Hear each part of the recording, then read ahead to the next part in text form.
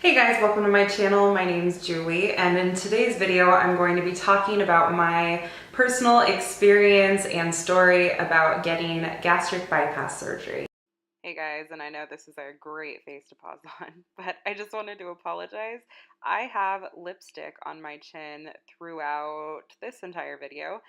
Um, Give me a break, okay? I had just had surgery. I tried to do my makeup on one day. It's literally the only day I've done my makeup in over 2 weeks, and the lighting in this video is a mess. So anyway, okay, let's just get started, and please forgive me for all that stuff. So the first thing I want to mention is that I'm a pretty level-headed person. At least I like to think I am. So I was able to calm myself down and not get too nervous before surgery, simply out of sheer willpower. About a week before surgery, I was driving over by where the hospital is. I glanced over at it and my stomach just dropped, and I realized, oh my gosh, I'm about to have surgery. And I've never had surgery before. I don't know what to expect. I'm starting to feel nervous. And at that point, I just thought, you know what? Being nervous about this isn't going to help anything. So I decided I wasn't going to be nervous about it anymore. The way that I did that is that I started to focus on the things that I could control. Like, okay, making sure when I get back from the hospital that I have everything I need, my vitamins, my liquids that I'm going to be able to take in, just all of that. Learning everything that I could ahead of time so that I was prepared. As far as surgery day, they'll tell you everything that you need to know, everything you need to do. You can set reminders on your phone to help you out with it. And that's basically what I did. So I just decided that I wasn't going to think about the actual surgery because I knew it was making me feel nervous and that wasn't going to help me in the whole process.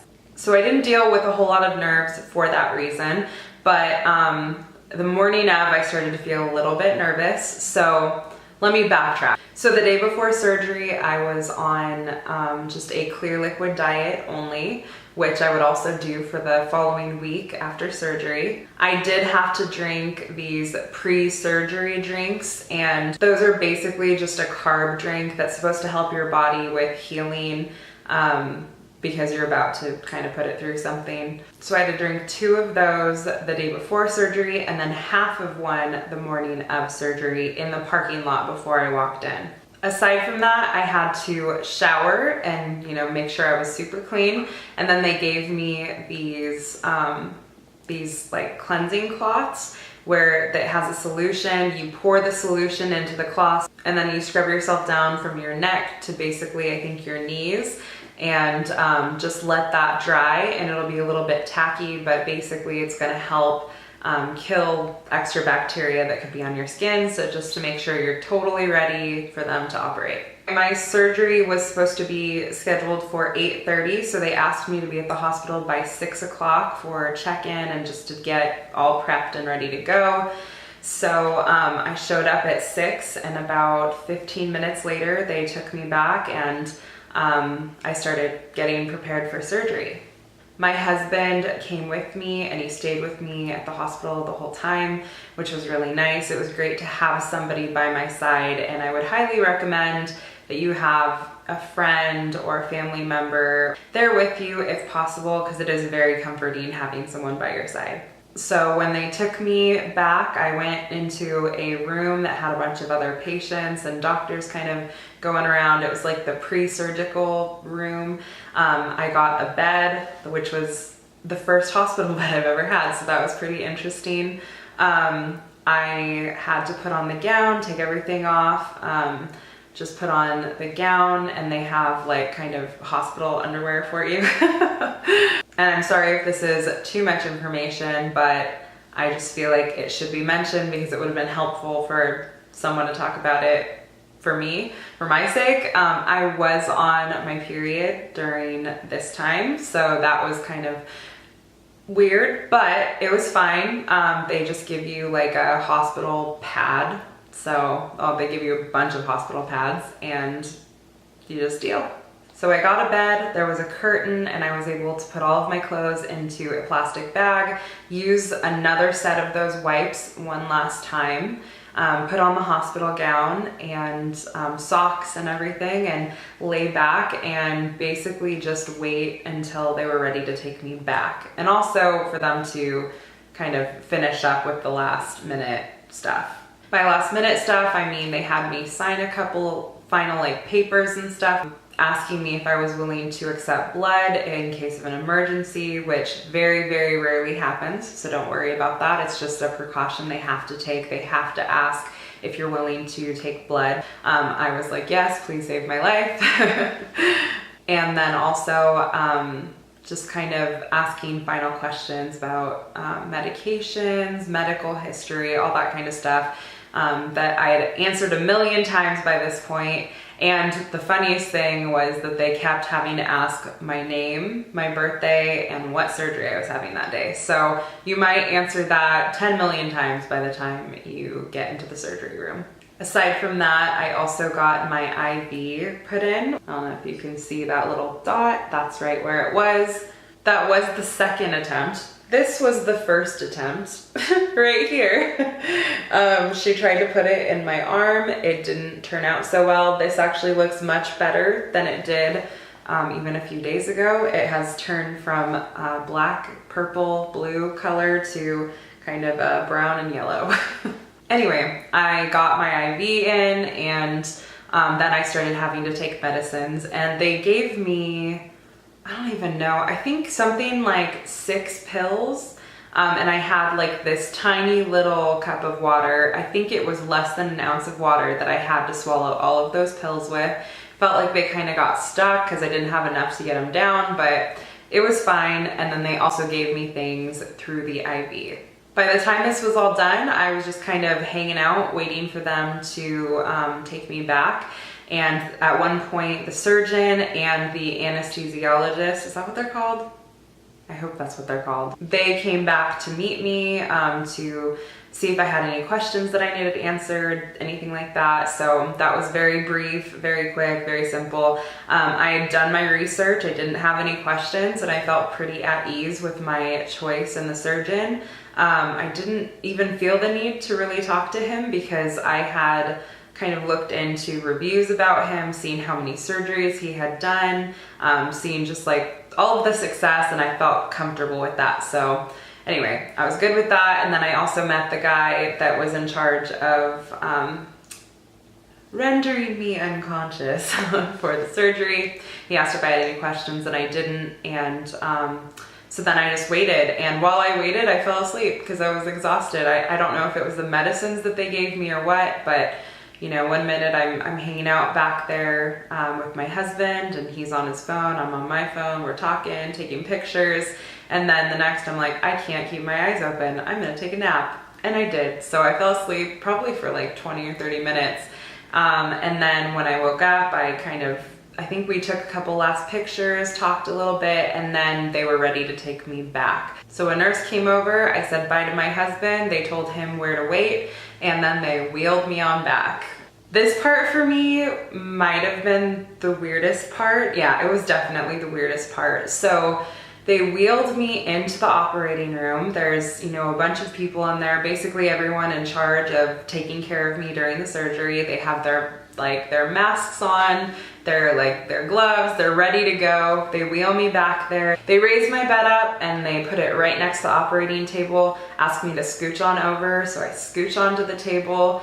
They put my arms out like this and they, you know, have them resting on these separate things.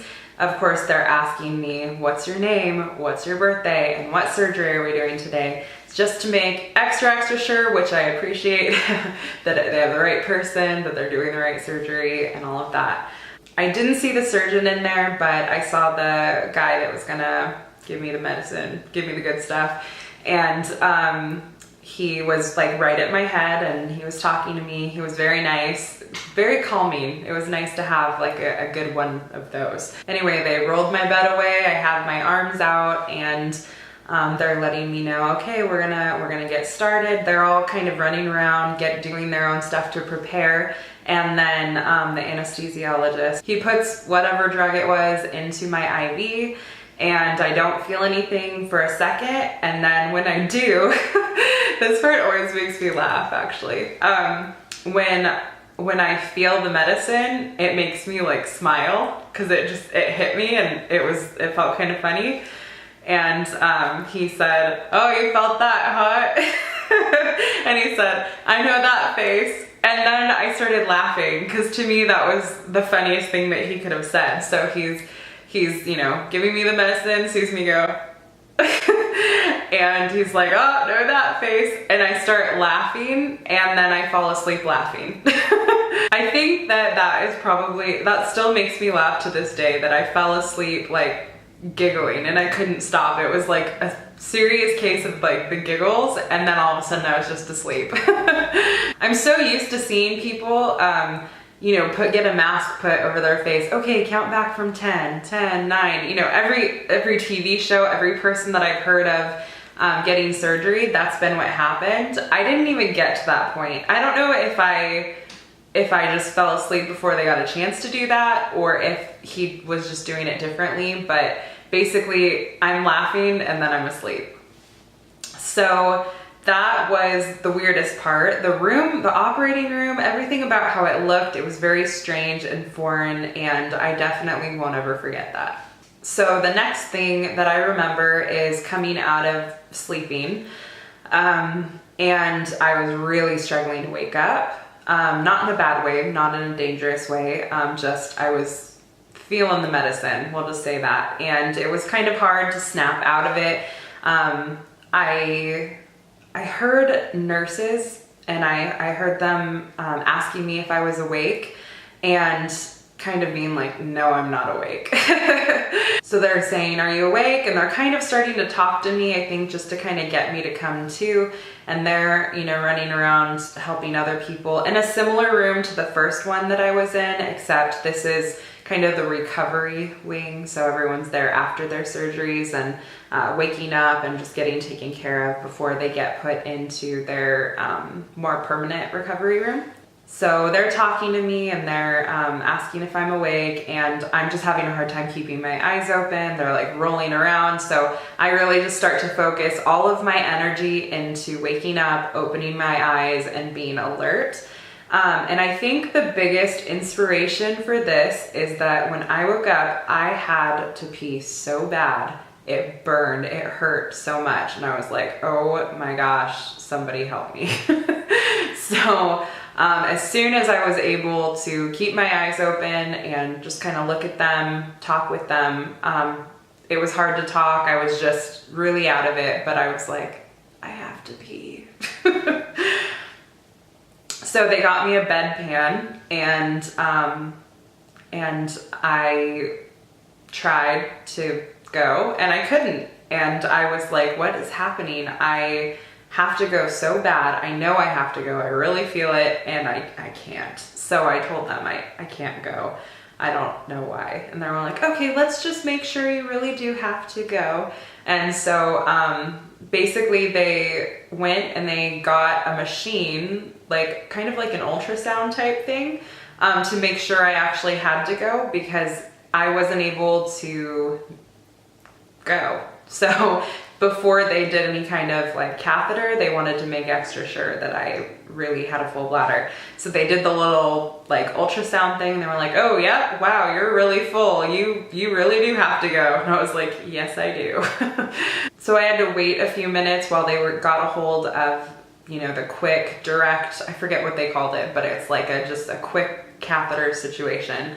So they got that, and although yes, that is a very uncomfortable process, as I'm sure anyone would tell you, but the pain of actually having to go was so much worse that I was just relieved that they brought it. And I was like, "Thank you so much." I was like weak, tired, exhausted, but I was still so grateful just for them to help me get relief. Okay, I'm fighting against the sun going down right now, so I gotta wrap this up. So sorry the lighting keeps changing. I'm trying to film this just to be a little bit more productive today. I'm feeling up to it, so I wanted to get this out there as quickly as possible for those of you that have started following my bariatric surgery journey. Anyway, so they gave me that, the catheter, and then once my bladder was emptied, they took it out. They were all impressed by how much I filled up that bag. I guess they, they really were surprised by how much. But I guess during surgery, they put 3 liters of fluid in me.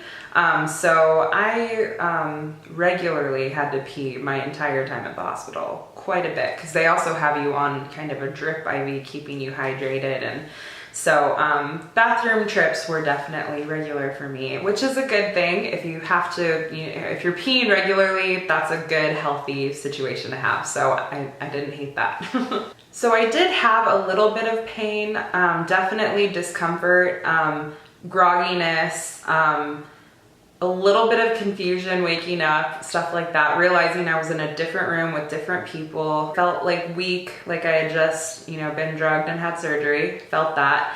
But overall, wasn't too terrible. When they finally got the clear to take me to my room, one of the nurses wheeled me on over, and there my husband was waiting for me. And I got into that room, and I was a little out of it for a while and just kind of hung out with him, but was also in and out of sleep a little bit for the first couple of hours. And I would say that probably the first 5 or so hours after surgery were more painful. I have a high pain tolerance, so it takes me a while to really feel like I need to take any kind of like drug to help me out. So I had some pain, but I was doing okay. I felt fine enough to just kind of lay there, rest, relax.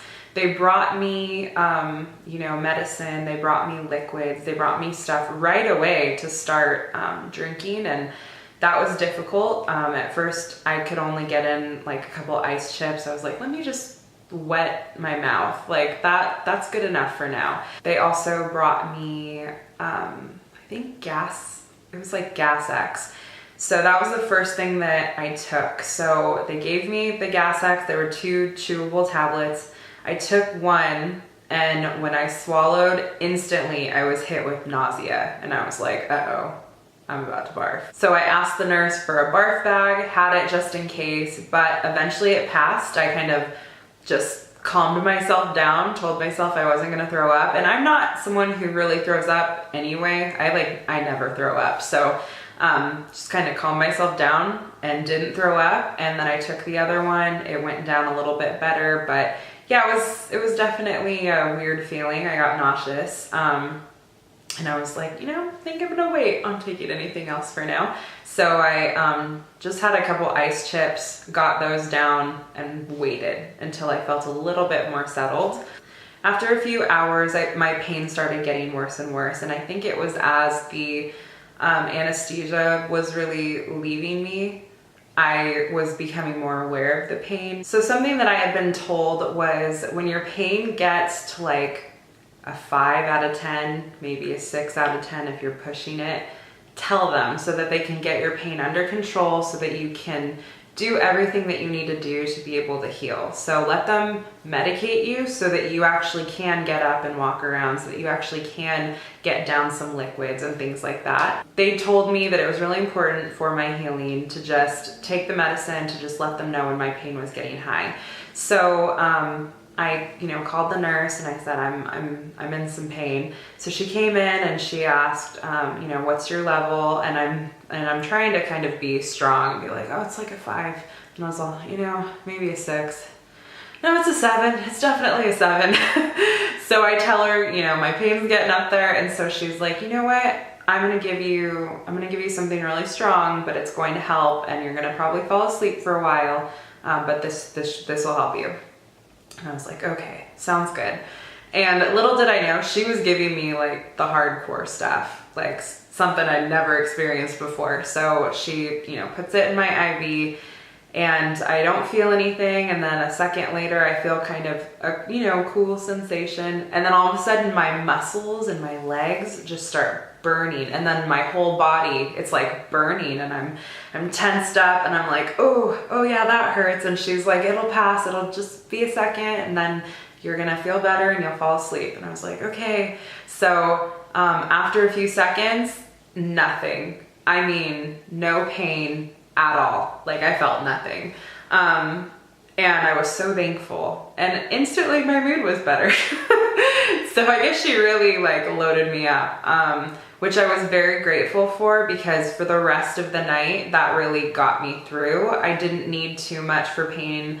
After that, my pain for the rest of the day was managed, and I didn't need to take too much. They still were regularly giving me pills and stuff, and I was, you know, sometimes sleepy and kind of in and out all day, but that really carried me through the first like 12 hours, something like that. I mean, it really, I feel like it affected me long term and helps a lot. So after that, basically the hospital time was spent taking medications, trying to drink as much broth and water and Crystal Light and Jello as possible, and also getting up and walking as often as I could. I definitely was on top of that because I heard that it would help with the gas pain. The gas pain is real, but if you're going to have surgery, you're gonna have some discomfort in your abdomen. They just did surgery, so that's totally normal. But probably more than that, you're going to have gas pain. And the gas pain isn't just gonna stay in your stomach, it's going to be in your neck, in your arms, in your back, and you're gonna feel it moving in your body, and it's gonna be really uncomfortable and painful, but you'll get past it. It'll be okay, you'll be fine. You'll pass it eventually, hopefully sooner than later. Anyway, I stayed in the hospital overnight, spent the whole time trying to kind of get up, walk a little bit, obviously very slowly, take in fluids, take medicine, pee, all of that. And then I got to go home the following afternoon. So I was only in the hospital overnight and until the next afternoon, and then I got to go home and have a little bit more privacy as I continued to heal. So anyway, that is my hospital story. I hope that this was informative, that maybe it explained a little bit of what yours could be like if you were going to have the surgery and you're just kind of curious.